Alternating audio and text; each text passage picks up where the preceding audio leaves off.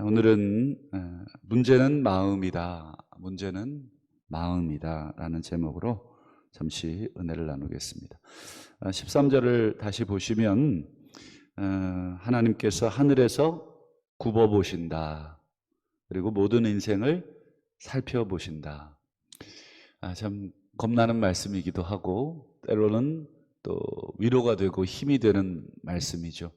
누군가가 또 특별히 이 전능하신 하나님이 나를 이렇게 늘 지켜보신다 할 때는 안심도 되고 때로는 두렵기도 하고 내 자신을 한번 되돌아보게 되죠.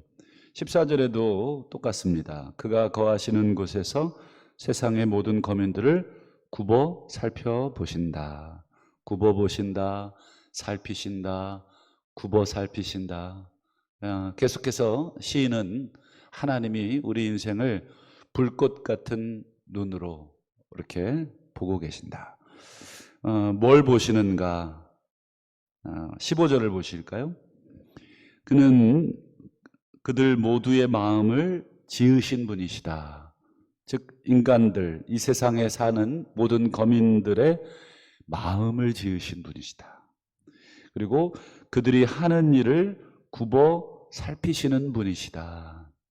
여기 보면 재밌는 표현이 나오죠. 그냥 하는 일을 굽어 살핀다 이렇게만 얘기해도 문맥적으로 이상하지 않은데 그 앞부분에 마음을 지으신 분이라는 표현을 삽입을 하고 하는 일을 살피신다.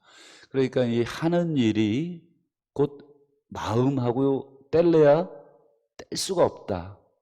결국 우리가 겉으로 드러나는 모든 것들은 사실상 우리의 마음을 표현한 것이다. 계속 말씀을 드린 기억이 있는데 어떻게 한두 번 우리가 감출 수는 있어도 결국은 드러나게 돼 있고 또 우리 영원히 무덤에 갈 때까지 감출 수는 있다 해도 하나님 앞에서는 감출 수가 없다.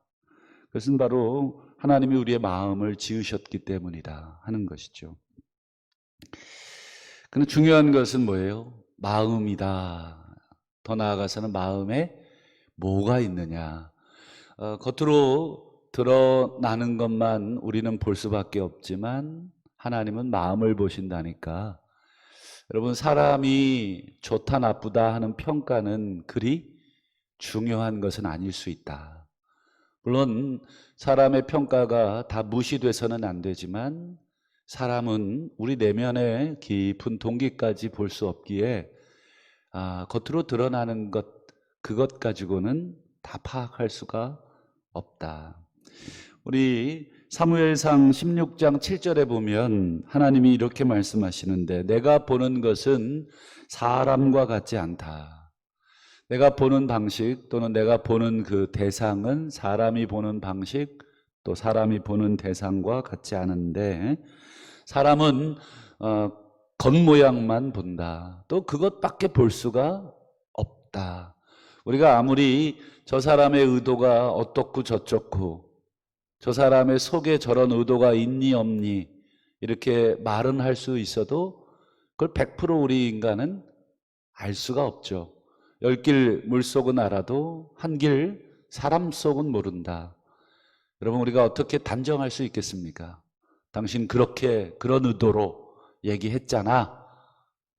물론 모든 증거와 정황이 그렇게 얘기할 수는 있어도 정확하게 사람은 사람의 마음을 볼 수가 없습니다. 사람은 외모만 보거니와 외모를 보거니와 나 여호와는 중심을 보느니라. 이게 사무엘상 16장 7절에서 하나님께서 사무엘 선지자에게 하신 말씀이죠. 이것은 이제 지도자를 선택할 때 하나님께서 하셨던 말씀이기도 하고요. 여러분, 노아 시대에 우리 주일날 살펴보고 있는데 하나님께서 노아 시대의 사람들을 보시고 내리신 평가가 어땠습니까? 창세기 6장 5절을 보시면 하나님께서 여호와께서 사람의 죄악이 세상에 가득함 또 그 마음으로 생각하는 모든 계획이 항상 악할 뿐 그 두 가지를 보셨다. 하늘에서 굽어 보셨을 때, 특별히 노아 시대에는 사람의 죄악이 가득하구나. 사람이 죄악이 없을 수 없는데 이 죄악이 아마 집단적으로 모든 사회 분위기가 여러분 그렇게 되었던 것 같습니다. 그리고 마음의 생각이 모든 생각으로 하는 계획이 항상 악할 뿐이다. 여기도 보면 마음이라는 단어를 언급하고 있죠. 결국 하나님이 겉으로 드러나는 죄악만 보는 것이 아니라 중심에 있는 마음의 동기부터 보신다. 창세기 8장 21절에도 보면 이번에는 노아 이후의 시대입니다. 창세기 8장은 노아 홍수 이후의 시대의 사람들은 그럼 어떤가? 사람의 마음이 계획하는 바가 어려서부터 악하다. 결국 노아 전이나 노아 후나 사람은 심판을 받아도 좀처럼 변하지 못하는구나 하는 것을 성경까지 볼 거 없이 내 자신만 봐도 그건 분명한 것 같습니다. 사람이 여기도 보면 마음을 언급하고 있는 것을 봅니다. 그러면 하나님이 꼭 이렇게 악한 사람, 마음으로부터 이 악한 사람만 보시는가? 그러나 동시에 이런 본성적으로 악한 마음을 극복하려고 애쓰는 사람도 하나님이 보고 계시는데, 우리 시편 17편 보시면 다윗의 고백이죠. 주께서 내 마음을 시험하시고 밤에 내게 오시어서 나를 감찰하셨다. 여기도 보면 마음을 시험하고 마음을 감찰하셨다. 그런데 어떻게 하셨습니까? 예상대로 흠을 찾아내셨는가? 다윗이 뭐라고 고백하냐면 흠을 찾지 못하셨사오니.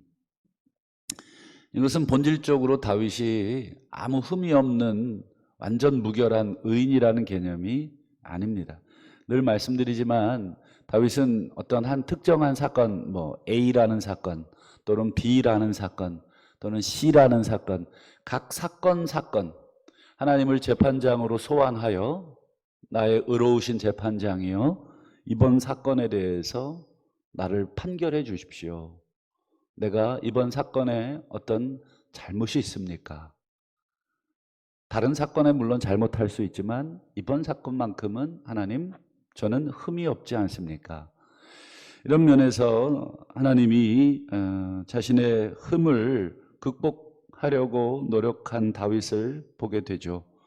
흠을 찾지 못하셨고 그 다음 보시면 내가 결심하고 입으로 범죄하지 아니하리이다. 재미있는 표현이 하나 나오죠.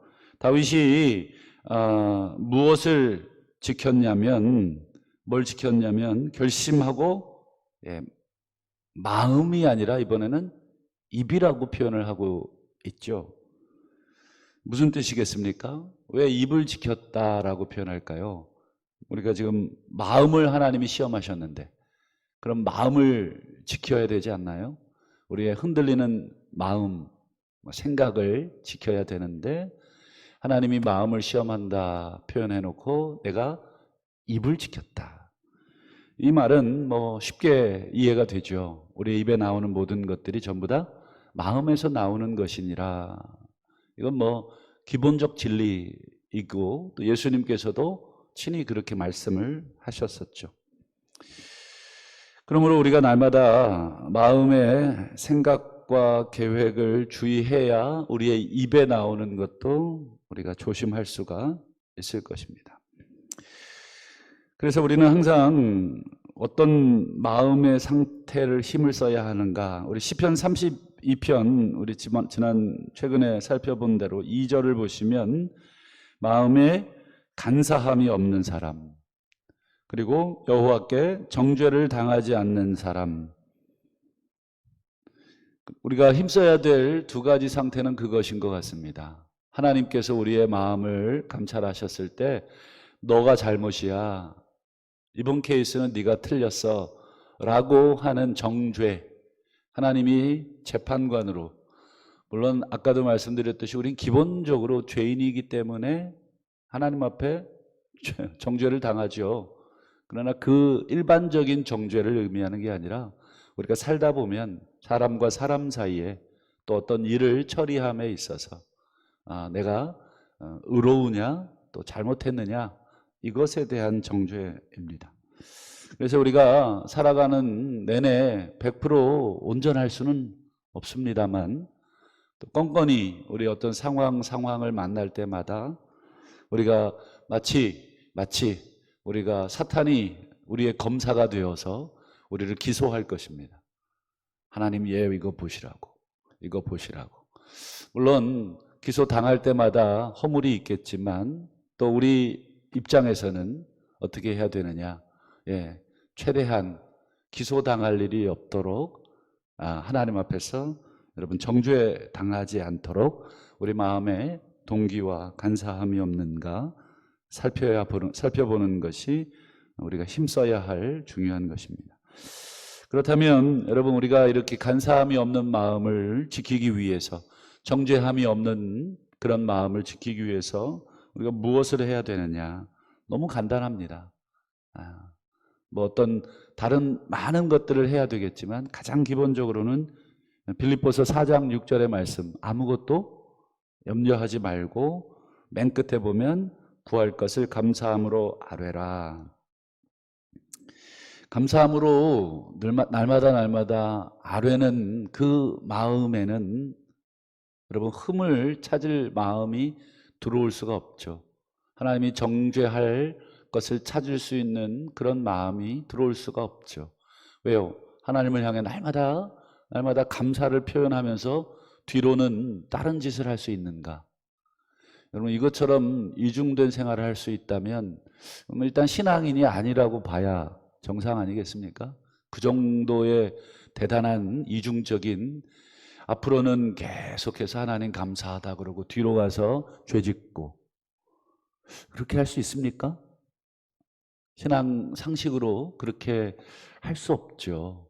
그래서 우리가 끊임없이 앞으로 입으로 나오는 틀림없습니다. 입에 불평을 달고 살거나 불만을 달고 살거나 원망을 달고 사는 사람은 틀림없이 뒤로 나오는 그 삶도 틀림없이 하나님 앞에 정죄를 받게 됩니다. 여러분 생각해 보시죠. 우리가 지금 만나는 상황이 100% 이해가 되시고 100% 감사되십니까? 뻔뻔히 다 하나님 앞에 여러분 다 원망하고 불평하고 또 하나님을 향해 손가락질한다고 해보시자고요. 하나님 어떻게 나한테 이럴 수 있습니까?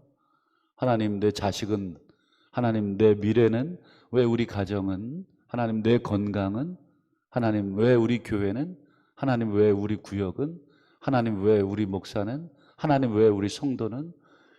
여러분 이 모든 것들을 껌껌이 다 하나님 앞에 이렇게 불평하고 불만하고 하나님 주신 거에 대해서 단 1도 감사할 줄 모르고 계속 그렇게 하는데 어떻게 뒤로 그렇게 다른 삶을 살 수가 있어요? 그건 불가능합니다. 그래서 여러분 항상 기도는 감사함으로 아뢰는 것입니다. 그리 아니하실지라도 감사, 이게 가장 최고의 감사죠. 건강을 허락하지 아니하실지라도 감사합니다. 때로는 사업에 실패할지라도 감사하고 때로는 좀 헤맬지라도 감사하고. 여러분 감사 앞에는 뭐라 그럴까요? 이게 뭐 감당할 만한 그런 사람이 없죠. 뭐든지 감사한데요. 당신 내일부터 해고입니다. 아유, 감사합니다. 그동안 뭐 짧은 시간이지만 모시고 함께 일을 할 수 있어서 영광이었고 많은 걸 배웠습니다. 제가 부족해서 많이 도움을 못 드려서 죄송합니다. 다음에 더 열심히 배우고 또 기회가 있으면 다시 또 섬길 수 있었으면 좋겠습니다. 이 해고하는 사장이 마음이 어떨까요? 이놈이 일은 못하는데 참 감사하는 마음이 넘치네. 나중에 일손이 필요할 때 그 사람 전화 안 하겠습니까? 좀 일은 부족해도 가르쳐서 할 만하면 마음이 기쁘죠. 그러면 제가 사장이라면 또 부르겠습니다. 여러분 감사한 마음을 아려면 우리 빌립보서 4장 7절을 보시죠.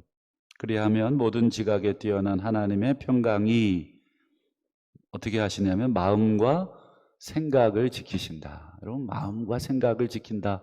마음을 지키고 생각을 지키면 우리의 말을 지켜주는 것이고 우리의 행동을 지켜주는 것이 되죠. 평강이 지켜주시니까 평강으로 지켜주십니다.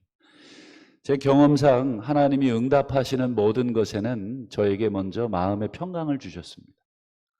이거 평강하면 제가 어떤 문제를 놓고 기도할 때 하나님이 응답으로 평강을 먼저 주십니다. 불안을 먼저 주시면 이건 아직 아니구나 이렇게 이해하시면 되고, 하나님이 평강을 주시면 이건 하나님이 응답하시겠구나 이런 경험을 하게 하십니다. 흔들리는 마음, 의심하는 마음, 두려운 마음, 분노하는 마음, 고통의 마음, 괴로운 마음, 여러분 우리의 마음 상태, 우리 마음속에 있는 생각을 여러분 붙드시고 오늘 다윗처럼 마지막으로 이렇게 고백하며 기도했으면 좋겠습니다. 시편 57편에 하나님 내 마음이 확정되고 확정됐습니다. 이것은 내 마음을 내가 확정했다, 내가 결심했다, 결단했다. 어떻게 하기로? 노래하고 찬송하기로. 9절에도 보면 내가 만민 중에 주께 감사합니다. 여기도 감사가 나오죠. 문나라 중에서 주를 찬송합니다. 여러분 이 시편 57편은 사울이 지금 문 밖에서 다윗의 생명을 찾고 있는 상황입니다.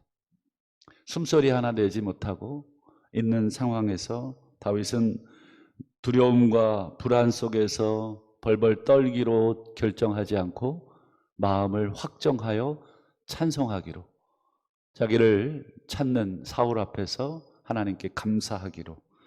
오늘 하루도 어떤 상황, 어떤 마음 상태에 있든지 우리의 흔들리는 마음을 온전히 붙드시고 하나님을 찬송하기로, 감사하기로 결단하시고 결정하시고, 오늘 하루 종일토록 안 좋은 일을 만나도 찬송하시고 감사해 보시기를 바랍니다. 그래서 우리 하나님 시험해 보시기를 바랍니다. 하나님이 약속하신 평강으로 우리의 마음을, 생각을 지키시는가. 모쪼록 오늘 하루도 우리 안에 있는 모든 흔들리는 마음들을 하나하나 감사의 기도로 잠재워 가시는 우리 모두가 되시기를 축원합니다. 기도하겠습니다. 우리 마음을 이 시간 하나님 앞에 토해 놓으시고 감사함으로 우리 모든 상황을 한번 아뢰시기를 바랍니다. 또 가정을 위해서, 또 개인을 위해서 어떤 어려움이 있든지 이 시간 감사함으로 아뢰시기를 바랍니다. 또 우리 교회를 위해서, 또 나라와 민족을 위해서, 특별히 코로나19 우리가 이해할 수 없지만 이 코로나19도 여러분 감사함으로 아뢰십시다. 세상 사람들이 우리를 손가락질 할지 모르겠지만 미친놈이라고, 어떻게 이런 상황에서 감사가 나오느냐고, 너희들은 이상한 사람이라고 손가락질 할지 모르겠지만 여러분 우리는 이 상황 가운데도 하나님의 뜻이 있을 줄 믿고 감사함으로 시간 한번 기도했으면 좋겠고, 또 개인 기도의 제목을 가지고 시간 자유롭게 시간이 되실 때까지 기도하시다가 돌아가시기를 바랍니다. 우리 주여 한번 부르고 기도하겠습니다. 주여.